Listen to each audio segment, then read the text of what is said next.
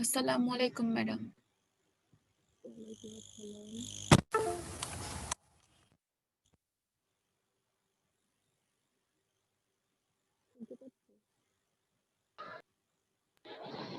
Ma'am আসসালামু আলাইকুম।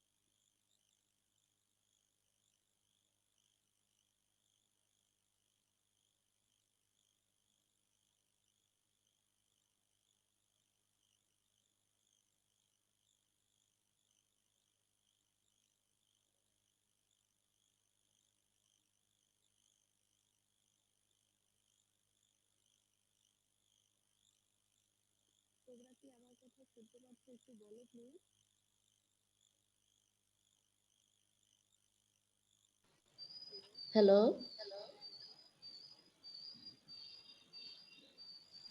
জি miss.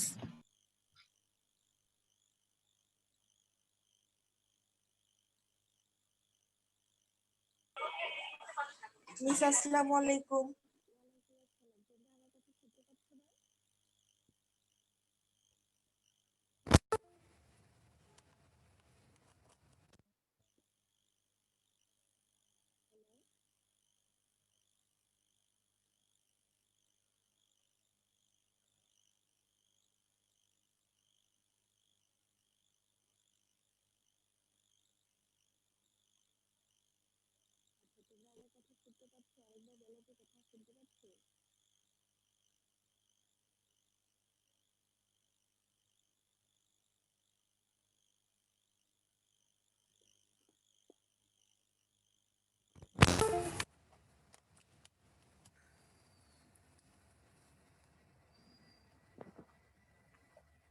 আচ্ছা সবাই আমাকে শুনতে পাচ্ছ?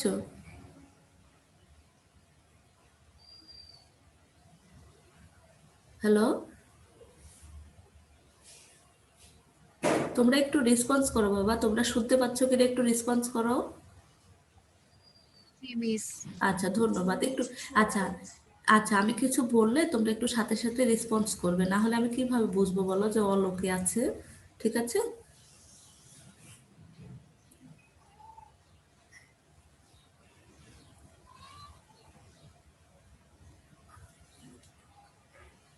আচ্ছা আমি তোমাদের আজকে তোমাদের হচ্ছে একাদশ অধ্যায় খনিজ সম্পদ ও জীবাশ্ম, এই অধ্যায়টা নিয়ে তোমাদের সাথে আলোচনা করব।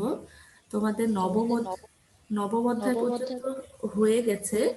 এখন দশম অধ্যায় স্যার পড়াবেন, আর 11 অধ্যায় অর্থাৎ একাদশ অধ্যায়টা আমি পড়াবো তোমাদের।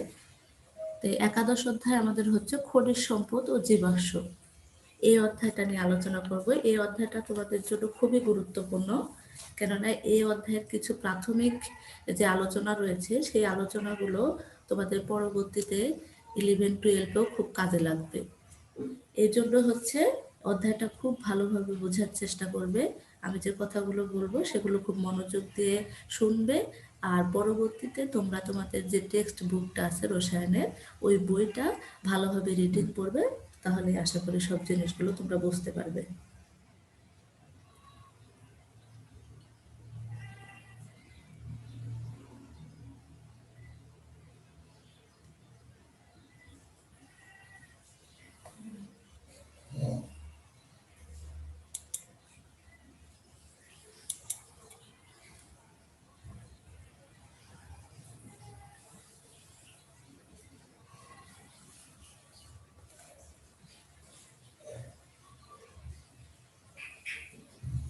আচ্ছা, আমি একটা হোয়াইট বোর্ড শেয়ার করেছি, তোমরা বোর্ডটা দেখতে পাচ্ছ সবাই?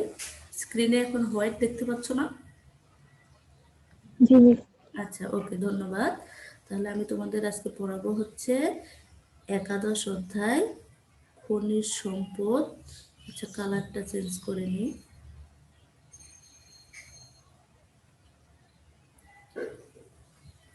খনিজ সম্পদ,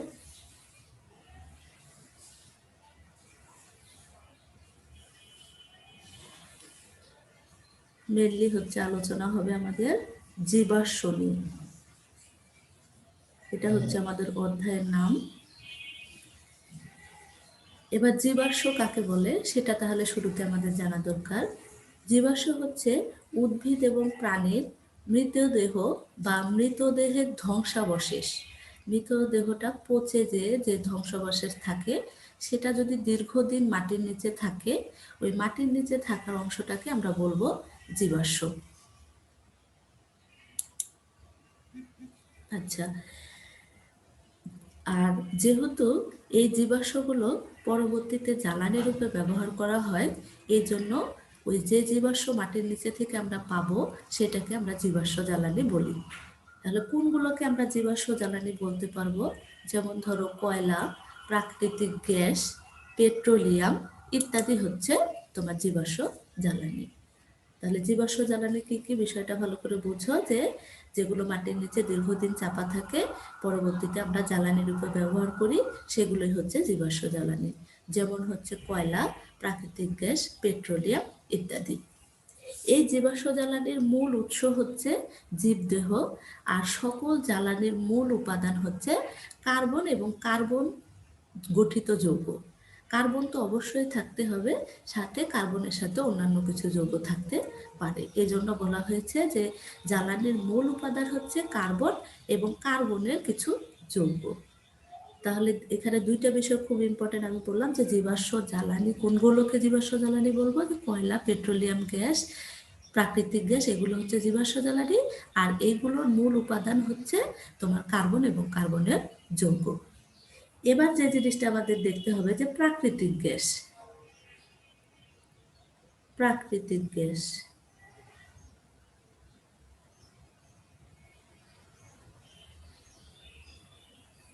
প্রাকৃতিক গ্যাস আমরা কোনগুলোকে বলতেছি, যে প্রকৃতিতে যে গ্যাসগুলো পাওয়া যায় সেগুলোকে প্রাকৃতিক গ্যাস বলে। যেমন মিথেন, ইথেন, প্রোপেন, বিউটেন, এরকমভাবে 10টা মৌলের নাম তোমাদের বইয়ে দেওয়া রয়েছে, যেগুলোকে অ্যালকেন, অ্যালকিন, অ্যালকাইন। পরবর্তীতে কার্যকরী মৌল দেখে কোনগুলো অ্যালকোহল হবে, কোনগুলো অ্যালডিহাইড হবে, কোনগুলো কিটোন হবে, এগুলো আলোচনা করা হবে পরবর্তীতে।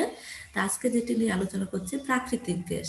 তো প্রাকৃতিক গ্যাসে বেশিরভাগই থাকে হচ্ছে তোমার মিথেন। প্রায় ধরো মিথেন থাকে হচ্ছে তোমার 80%। দেখো 100%-এর মধ্যে, 100%-এর মধ্যে 80%ই হচ্ছে মিথেন থাকে। এছাড়াও কি কি থাকতে পারে? ইথেন থাকে, ইথেন হচ্ছে তোমার 7%। প্রোপেন থাকে, প্রোপেন ধরো হচ্ছে 6%। আরও কি কি থাকে? বিউটেন থাকে, বিউটেন থাকে তোমার হচ্ছে বিউটেন প্লাস হচ্ছে আইসোবিউটেন, দুইটা মিলে থাকে আইসোবিউটেন। এই দুইটা মিলে থাকে হচ্ছে 4%, আর হচ্ছে পেন্টেন থাকে 3%।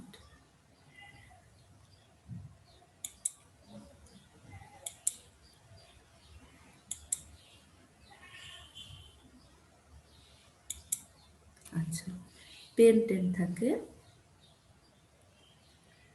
3%। এই ধরো মোটামুটি 100%।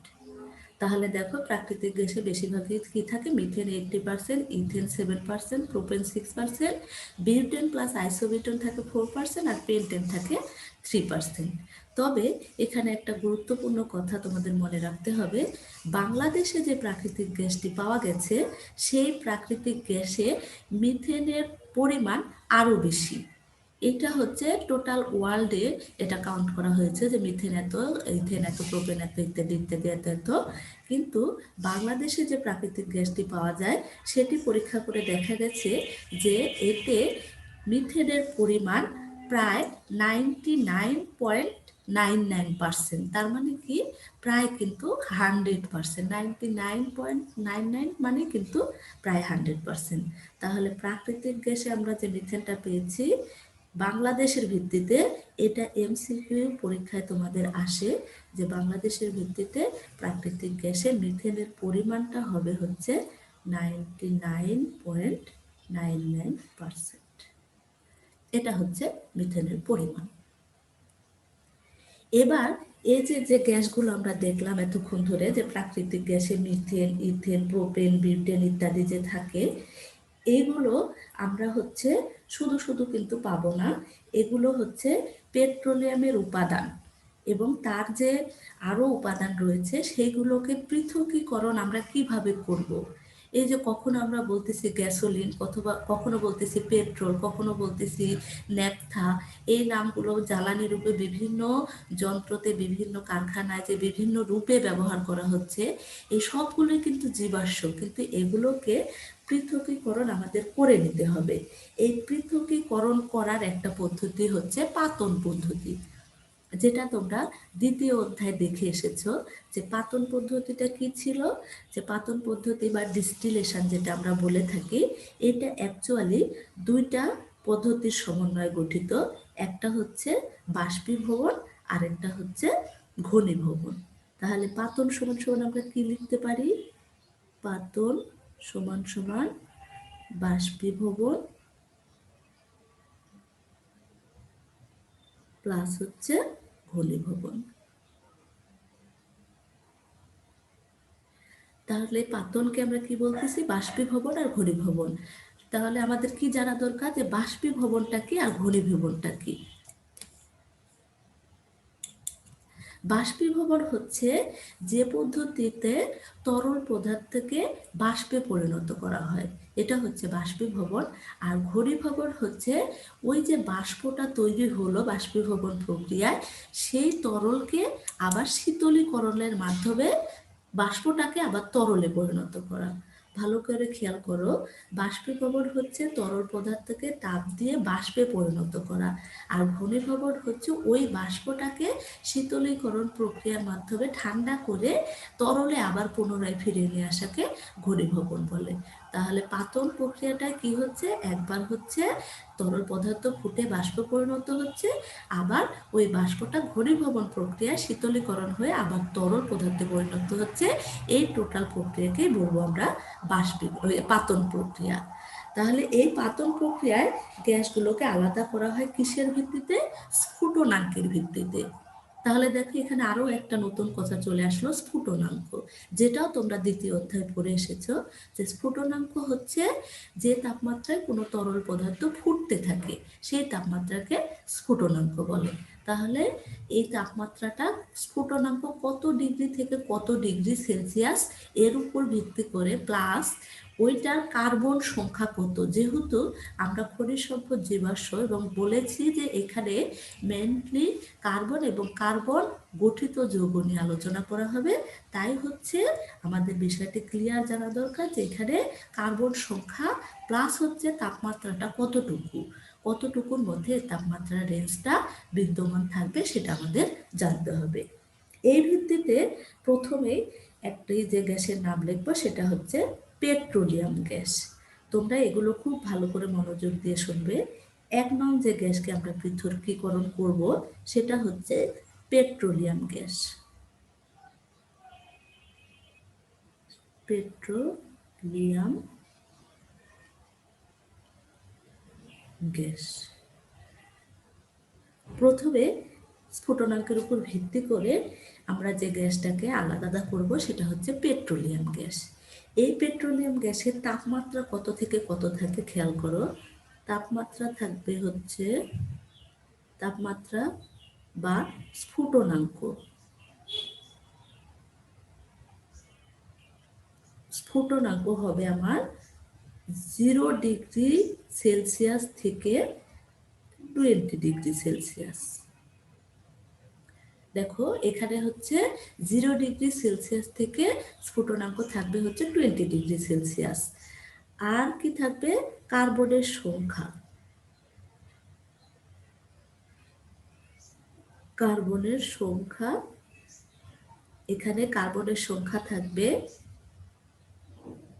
স্ফুটনাঙ্ক হচ্ছে এত থেকে এত, আর কার্বনের সংখ্যা হচ্ছে 1 থেকে 4, অর্থাৎ কার্বনের সংখ্যা হবে 1 থেকে 4, 4-এর অধিক কার্বন এখানে থাকবে না। 1 থেকে 4 কার্বন কোন কোনগুলো হতে পারে সেগুলো আমি তোমাদের পরবর্তীতে আলোচনা করব। তো শুরুতে তোমরা যেটা জানো সেটা হচ্ছে পেট্রোলিয়াম গ্যাসের স্ফুটনাঙ্ক হবে 0 ডিগ্রি সেলসিয়াস থেকে 20 ডিগ্রি সেলসিয়াস, আর কার্বনের সংখ্যা হবে 1 থেকে 4। ক্লিয়ার সবার কাছে? যদি কোনো কারো কোথাও প্রশ্ন থাকে আমাকে অবশ্যই এর মধ্যে জিজ্ঞেস করবে। আচ্ছা, এরপরে আমরা 2 নাম্বার যেটা জানবো সেটা হচ্ছে 2 নম্বরে আমি বারবার এই যে স্ফুটনাঙ্ক এই কথাগুলো লিখতেছি না। 2 নম্বরে শুধু আমি যেটা বলবো সেটা হচ্ছে পেট্রোল বা গ্যাসোলিন। দেখো, পেট্রোল বা গ্যাসোলিন।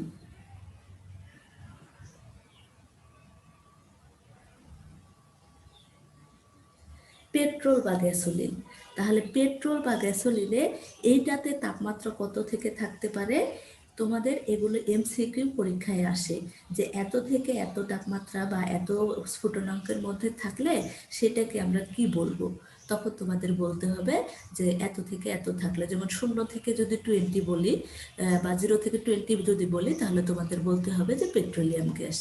অথবা যদি প্রশ্ন করি যে কার্বন সংখ্যা যদি 1 থেকে 4-এর মধ্যে থাকে তাহলে সেটাকে আমরা কি বলবো, তখন তোমাদের বলতে হবে পেট্রোলিয়াম গ্যাস বলবো। তাহলে পেট্রোল বা গ্যাসোলিন এতে হচ্ছে তাপমাত্রা থাকবে হচ্ছে 21 থেকে 70 ডিগ্রি সেলসিয়াস।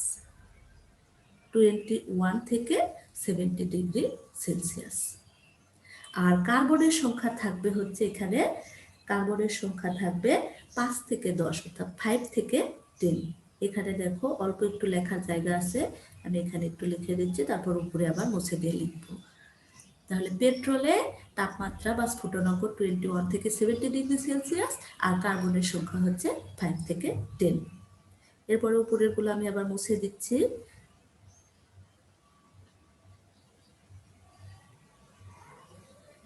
আচ্ছা, তোমরা সবাই বুঝতে পারছো তো? কেউ একটু রেসপন্স করো তো, বুঝতে পারছো? মিস। ওকে, ধন্যবাদ। বুঝতে না পারলে অবশ্যই জিজ্ঞেস করবে। আচ্ছা, এরপরে 3 নং সেটি হচ্ছে ন্যাপথা। নামগুলো ভালোভাবে মনে রাখবা।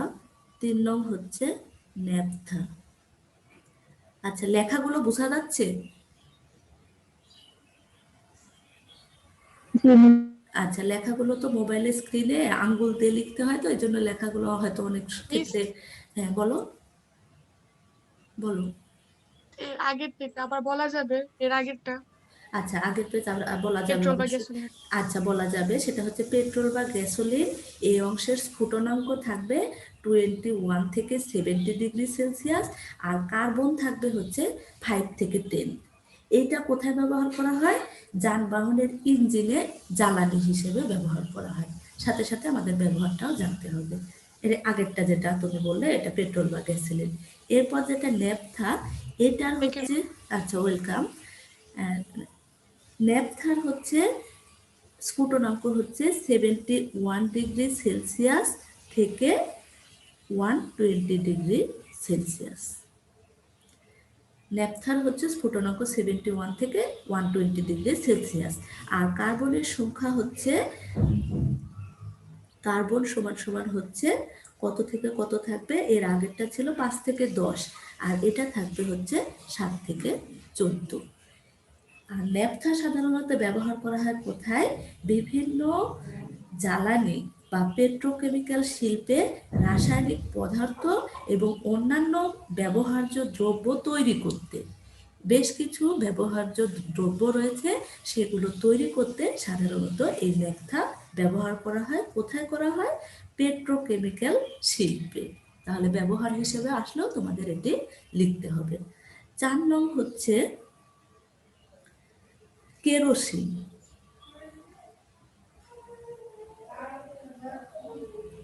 কেরোসিন কেরোসিনের স্ফুটনাঙ্ক কত হবে, বা হচ্ছে তাপমাত্রা কত রেঞ্জের মধ্যে থাকবে? দেখো, 121 ডিগ্রি সেলসিয়াস থেকে 170 ডিগ্রি সেলসিয়াস।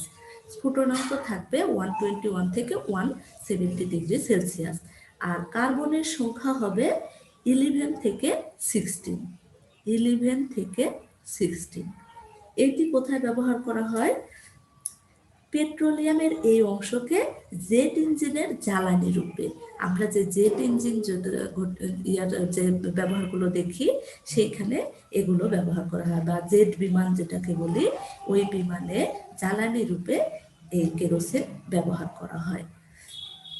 যদিও কেরোসিন আমরা বিভিন্ন গ্রামে বিভিন্ন অংশকে আমরা কেরোসিন বলি, অ্যাকচুয়ালি কিন্তু কেরোসিন ওটা নয়। কেরোসিন সাধারণত ব্যবহার করা হয় জেট ইঞ্জিনের জ্বালানি রূপে। আচ্ছা, এরপরে 5 নম্বর হচ্ছে 5 নং ডিজেল, যেটা আমাদের কৃষি কাজে খুবই প্রয়োজন। পানি সেচ দিতে, জমিতে পানি সেচ দিতে এটা কিন্তু প্রচুর পরিমাণে ব্যবহার করা হয়। এছাড়াও বেশ কিছু ব্যবহার রয়েছে, সেগুলো আমি পরে বলছি। এর স্ফুটনাঙ্কের রেঞ্জ হবে 171 ডিগ্রি সেলসিয়াস থেকে 270 ডিগ্রি সেলসিয়াস। 270 degree Celsius. তোমরা এগুলো তোমাদের বইয়েও লেখা আছে, তারপরেও যখন তোমরা কোনো টিচারের ক্লাস করতে বসবে, সাথে সাথে বই খাতা কলম নিয়ে পাশে বসে যাবে। আমরা যে জিনিসগুলো লিখবো সেগুলো তোমরা খাতায় লিখে নেবে, এবং এছাড়াও পরবর্তীতে তোমরা ইউটিউব থেকে আমাদের ক্লাস যেহেতু আপলোড দেওয়া থাকে, ওখান থেকে কোনো কিছু মিসিং হয়ে গেলে ওখান থেকে তোমরা দেখে নেবে। তাহলে ডিজেলটা কি হচ্ছে? দেখো, ডিজেলের স্ফুটনাঙ্ক হচ্ছে 171 থেকে আমার হচ্ছে 270 ডিগ্রি সেলসিয়াস। আর ডিজেলে কার্বন সংখ্যা থাকবে হচ্ছে 17 থেকে 20। তাহলে কার্বন হবে হচ্ছে 70 থেকে 20। এটা হচ্ছে কার্বনের সংখ্যা। এটা কি কি কাজে ব্যবহার করা হয়? দেখো, যে এটা যানবাহনের জ্বালানি।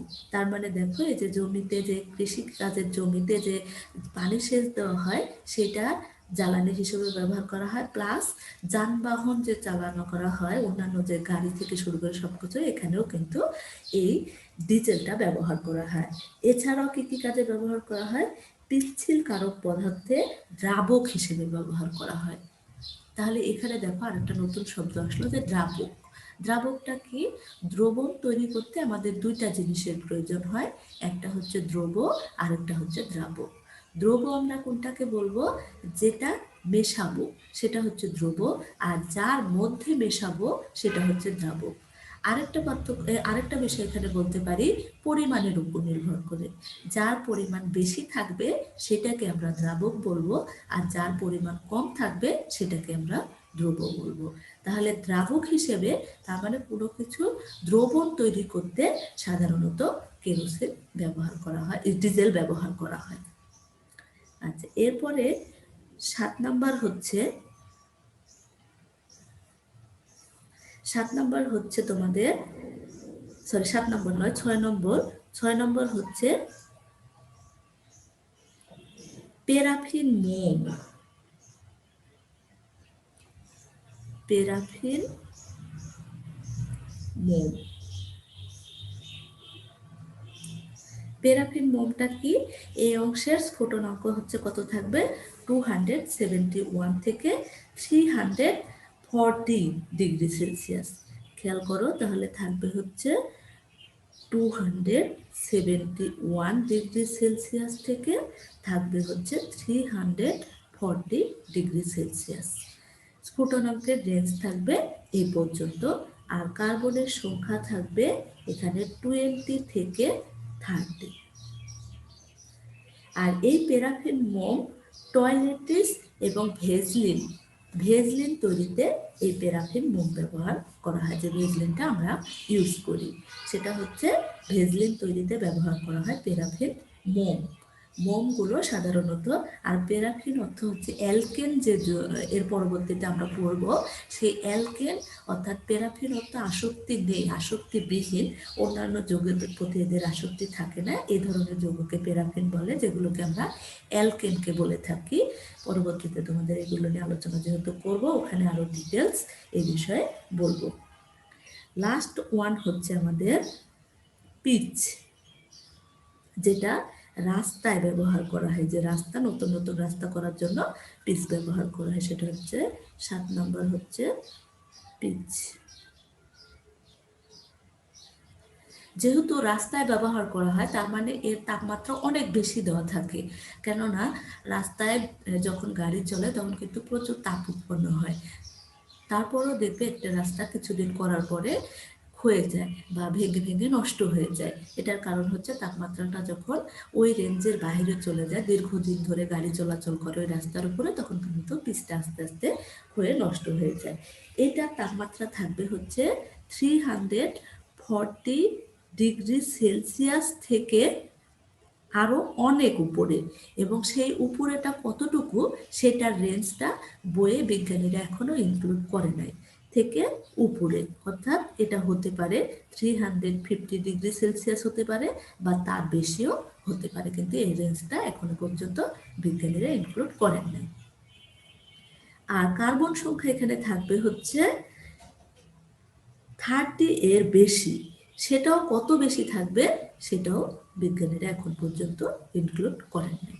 তার মানে আমাদের জানতে হবে যে পিচে স্ফুটনাঙ্ক থাকবে 340 ডিগ্রি সেলসিয়াস থেকে উপরে, আর কার্বনের সংখ্যা থাকবে 30 থেকে উপরে। এগুলো সাধারণত রাস্তা তৈরি করতে ব্যবহার করা হয়। এই হলো স্ফুটনাঙ্কের উপর ভিত্তি করে আমরা যে জীবাশ্ম জ্বালানিগুলো পাই সেটার স্ফুটনাঙ্ক কত থেকে কত ডিগ্রি সেলসিয়াস থাকলে আমরা তাকে কি বলে আখ্যায়িত করব বা কি বলবো, এবং সেখানে কার্বন সংখ্যা কত থাকবে, এটার উপরে আলোচনা এ পর্যন্তই। এবার আমাদের খুব ইম্পর্টেন্ট একটা টপিক শুরু করব, সেটা হচ্ছে হাইড্রোকার্বন। এটা তোমাদের জন্য খুবই গুরুত্বপূর্ণ এবং খুব মনোযোগ দিয়ে শুনবে। আমাদের আর 10 মিনিট ক্লাসের আছে, আমি হয়তো হাইড্রোকার্বন পুরোটা তোমাদের পড়িয়ে শেষ করতে পারবো না, যতটুকু পড়ানো যাবে অতটুকু আর কি পড়াবো। আচ্ছা, তোমাদের মধ্যে কে আমাকে স্ক্রিনশট দিয়ে তোমাদের পার্টিসিপেন্ট কতজন আছে আমাকে পাঠাতে পারবে? কে পারবে বলো তো?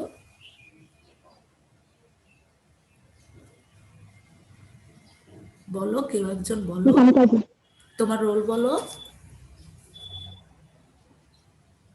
রোল বলো তোমার।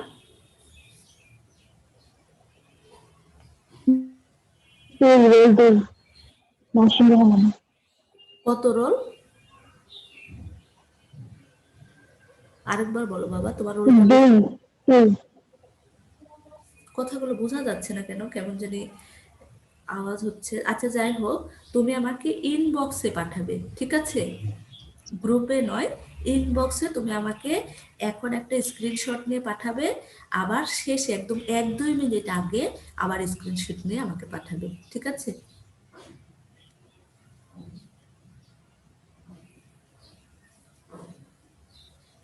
আচ্ছা, এরপরে আমরা যেটা করব সেটা হচ্ছে হাইড্রোকার্বন।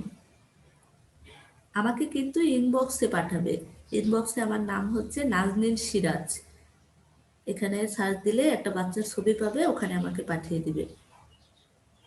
Sorry, hydrocarbon. আচ্ছা, হাইড্রোকার্বন। এখন হাইড্রোকার্বন আমরা কোনগুলোকে বলবো? হাইড্রোজেন এবং কার্বন গঠিত যৌগগুলোকেই আমরা হাইড্রোকার্বন বলবো। ভালো করে খেয়াল করো, হাইড্রোকার্বন আমরা কাকে বলবো? হাইড্রোজেন এবং কার্বন সমন্বয়ে গঠিত যৌগ। যেমন ধরো methane, ethane, propene, butene, pentene, এরকম। যখন অ্যালকিন হবে তখন ইথিন, প্রোপিন। যখন অ্যালকাইন হবে তখন ইথাইন, প্রোপাইন, অর্থাৎ নাম অনুসারে এদের নামকরণ করা হয়। সেগুলো আমি তোমাদেরকে দেখাবো, এর নেক্সট ক্লাসে এটা দেখাবো। তো এই যে হাইড্রোজেন এবং কার্বন সমন্বয়ে গঠিত যৌগ, এদেরকেই আমরা হাইড্রোকার্বন বলে থাকি। সেই কোনগুলো আমি কয়েকটা নাম তোমাদেরকে এখানে বলছি, যেগুলো তোমরা পরবর্তীতে আস্তে আস্তে জানবে। তা হাইড্রোকার্বন শুরুতে আমি বলছি যে ধরো মিথেন, যদি অ্যালকেন হয় তাহলে হচ্ছে মিথেন, যদি অ্যালকিন হয় তাহলে ইথিন। আমি পরবর্তীতে নামগুলো আবার এগুলো পড়াবো, তাই তোমাদের টেনশন করার কোনো কারণ নেই, এগুলো আমি ডিটেলস আবার পড়াবো। প্রোপাইন। কিন্তু হাইড্রোকার্বন কোনগুলোকে বলছি সেগুলো আমি শুরুতে তোমাদের একটু দেখাচ্ছি। তারপরে ধরো সাইক্লো প্রোপেন,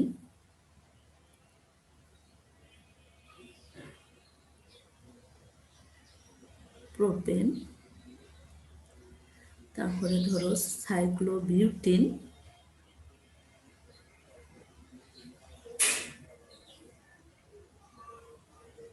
সাইক্লোবিউটিন, বেনজিন,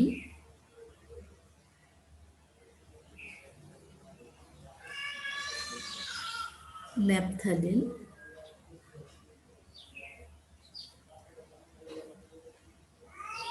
ইত্যাদি। এই যে নামগুলো আমি লিখলাম এগুলো সবই অ্যালকেন বা সবই অ্যালকিন। এগুলো না লেখার কারণ হচ্ছে যে এগুলোকে পরবর্তীতে যখন আমি ভাগ করব, এই হাইড্রোকার্বনগুলোকে যখন আমি ভাগ করব, সেগুলোকে কখনো মুক্ত শিকল, কখনো বদ্ধ শিকল, কখনো সম্পৃক্ত, কখনো অসম্পৃক্ত, এই যে বিভিন্ন ভাগে ভাগ করব, সেইগুলোতে আলাদা আলাদা করে দেওয়ার জন্য আমি এখানে বিভিন্ন নাম লিখেছি। Methane, ethane, propyne, cyclopropane, cyclobutene, benzene, naphthalene ইত্যাদি।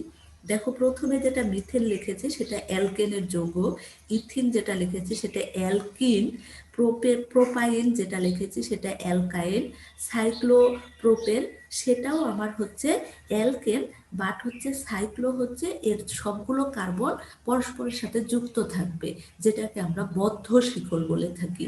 আর এই যে প্রথম থেকে যে তিনটা দেখালাম এগুলো হচ্ছে মুক্ত শিকল। সেই বদ্ধ শিকল এবং মুক্ত শিকলের মধ্যে আবার দুই ধরনের আছে, একটা হচ্ছে সম্পৃক্ত আর একটা হচ্ছে অসম্পৃক্ত। সম্পৃক্ত মানে হচ্ছে যেগুলোর সিঙ্গেল বন্ধন, যেমন হচ্ছে মিথেন।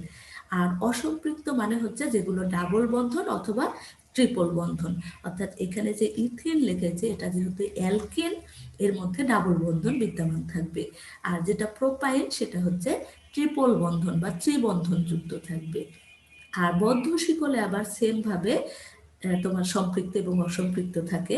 তার মধ্যে এই সাইক্লোপ্রোপেনটা হচ্ছে সম্পৃক্ত, অর্থাৎ এক বন্ধন, আর সাইক্লোবিউটিনটা হচ্ছে দ্বিবন্ধন একটা থাকে, যার কারণে এটা হচ্ছে বদ্ধ শিকলের অসম্পৃক্ত যৌগ। আর হাইড্রোকার্বনের যে প্রথম প্রকারভেদ সেটা হচ্ছে একটা অ্যালিফেটিক আর একটা হচ্ছে অ্যারোমেটিক। সেই অ্যালিফেটিক গুলো হচ্ছে এখান থেকে শুরু করে এই পর্যন্ত এগুলো সবই হচ্ছে অ্যালিফেটিক। আর এইখান থেকে শুরু করে এই যে তোমার বেনজিন থেকে শুরু করে ন্যাপথেলিন, এই দুইটা হচ্ছে অ্যারোমেটিক। এগুলো প্রথমে তোমাদের শেখানোর কারণ হচ্ছে যদি এগুলো তোমরা না জানো তাহলে পরবর্তীতে আমি যে ভাগে ভাগে লিখবো তখন তোমরা এই জিনিসগুলো বুঝতে পারবে না। এই জন্য হাইড্রোকার্বন যখনই বললাম তখনই আমি লিখে দিলাম যে হাইড্রোকার্বন আমরা এই যৌগগুলোকে বলবো। এই হাইড্রোকার্বনকে প্রথমে দুই ভাগে ভাগ করা হয়। তাহলে দুই ভাগে ভাগ করা হয়, একটা হচ্ছে অ্যালিফেটিক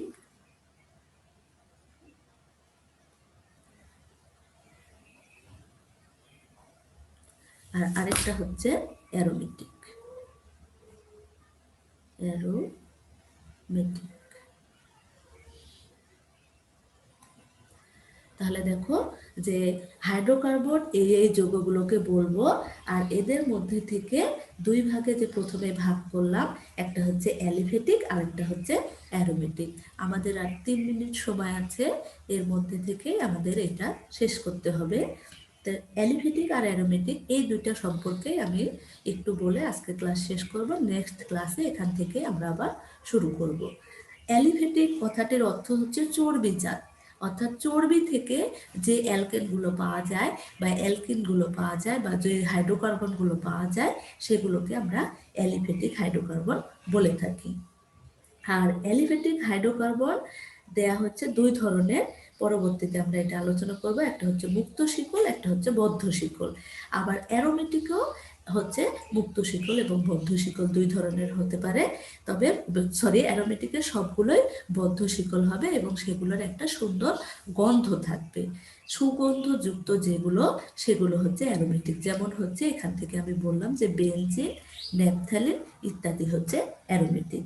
আর এইখানে যে অ্যালিফেটিক কথাটা লিখলাম, এই সবগুলো কিন্তু অ্যালিফেটিক। এই পর্যন্ত সাইক্লোবিউটিন পর্যন্ত এগুলো হচ্ছে অ্যালিফেটিক, আর বেনজিন আর ন্যাপথ্যালিন হচ্ছে অ্যারোমেটিক।